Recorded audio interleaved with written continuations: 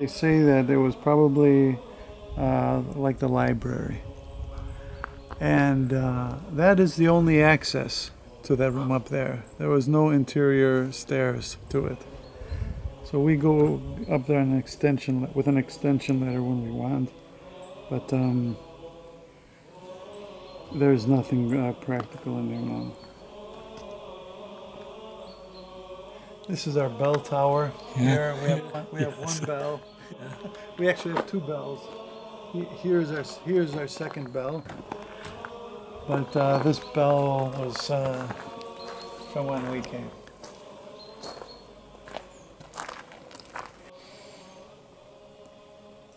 It's something very rare because it's not from bronze, it's wood, and it's carved from wood.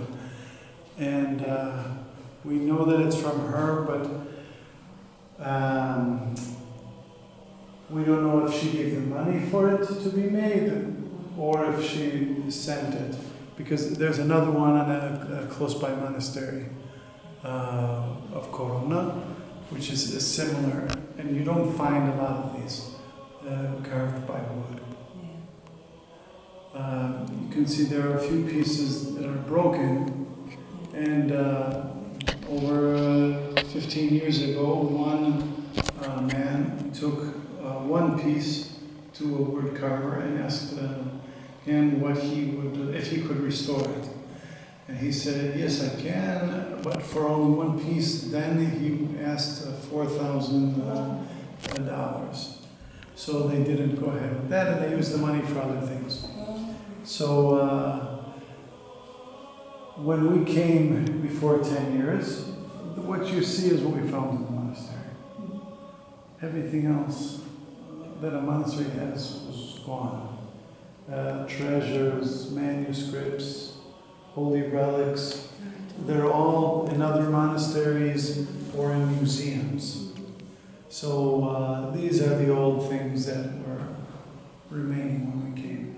Because for many years, the monastery was abandoned. The church didn't have windows or doors. Animals could come in.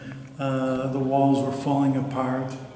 The cracks were from the inside until the outside. It was really ready to fall, either on the inside or the outside. So they had the okay from the local metropolitan and from the archaeology department to let the church fall down and to tear it down.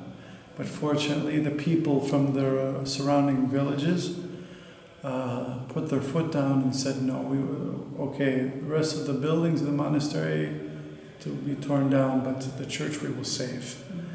And they took it upon themselves and worked quite a few years to restore the church. They dug the foundations everywhere around, put cement, metal, steel rods, and injections in the walls to make them strong again. And they worked from the dome all the way to the foundations and restored it. So now it's considered restored. They also cleaned the frescoes. As you can see, there are many damaged frescoes. But this is the state that archaeology prefers it to be. Not to be perfect, to show that it has been, the old part of what happened to it. So this icon here of the Virgin Mary is our Panagia. It's our icon. Because of this icon, the monastery is here. Because this icon was found in the cave here.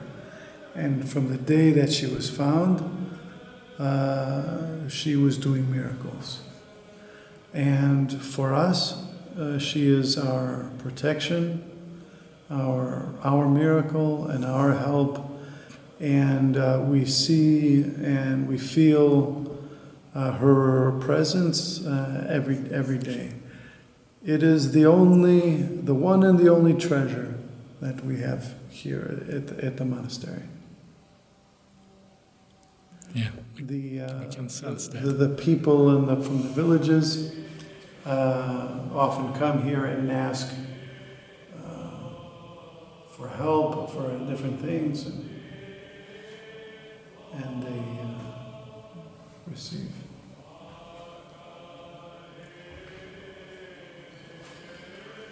Let's see the frescoes.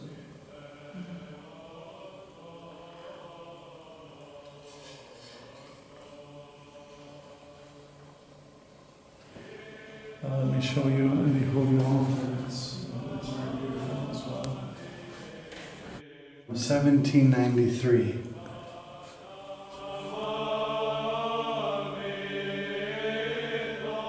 It's all wood and wood crafted, you know. Yes.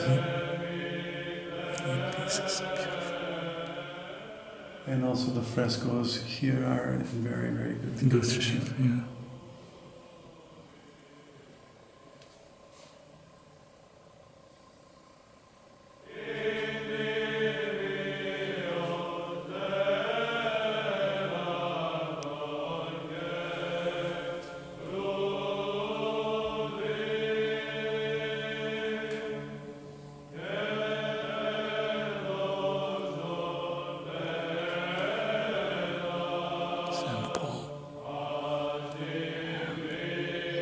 Mystical supper. Yes. A communion hall. And you see the big square there across on the wall? It's a secret passageway. There used to be an icon, like a wood door in front of it. And when it was dark, you couldn't understand that. You could go in there and you walk in there, and then there's a stairway built in the wall going up to another level. And unless you know about this, you wouldn't understand that exists. And that's a place where they would, for sure, put in safekeeping treasures of the monastery.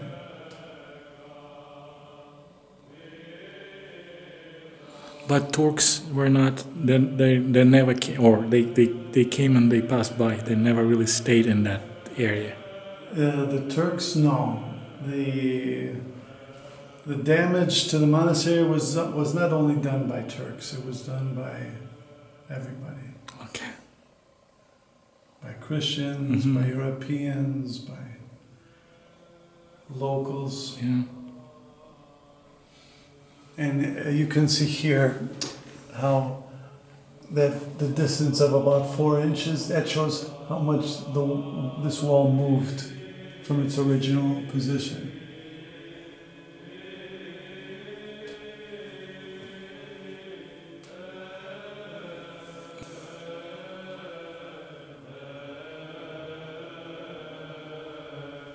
Down here it's a little destroyed, but it's the prophet Jonah coming out of the whale. Yeah, you can see the whale. Here's the mouth of the whale and the prophet Jonah.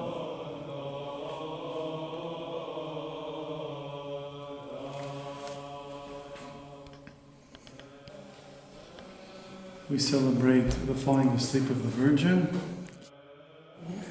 And we also have a small chapel to the Transfiguration of Christ, which is next door, attached.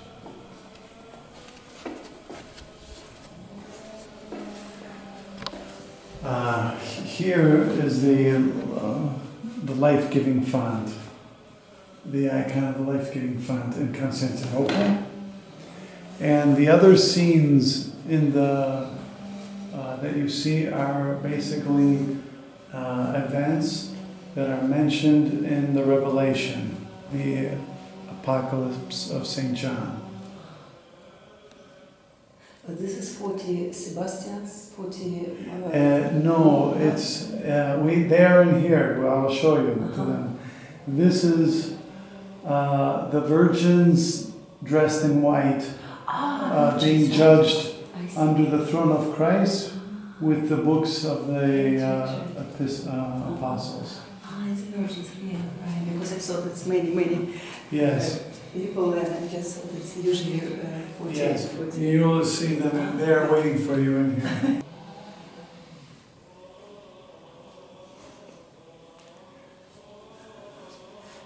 Such a beautiful frescoes. Yes.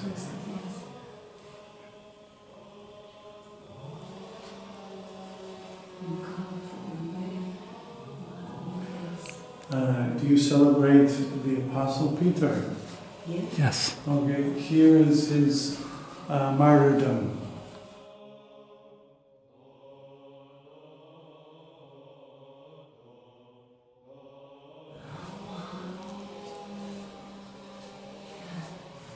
Crucifixion of Saint Peter.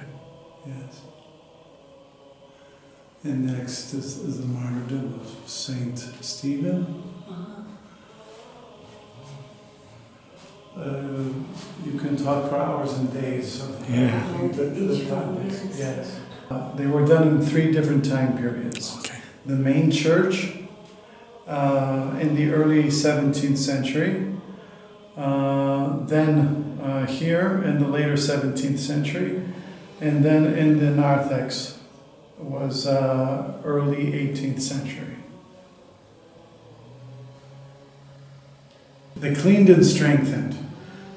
There are a few icons in the altar where experts said that they tried to paint a little bit, but not for fresco. That's usually on frescoes, but they just did a little bit because nobody really knows how to do it well, and you can't be sure that they will improve it and that they won't destroy it. So they just leave it as they are. And this execution of Apostle Jacob, Yes. James. Yes.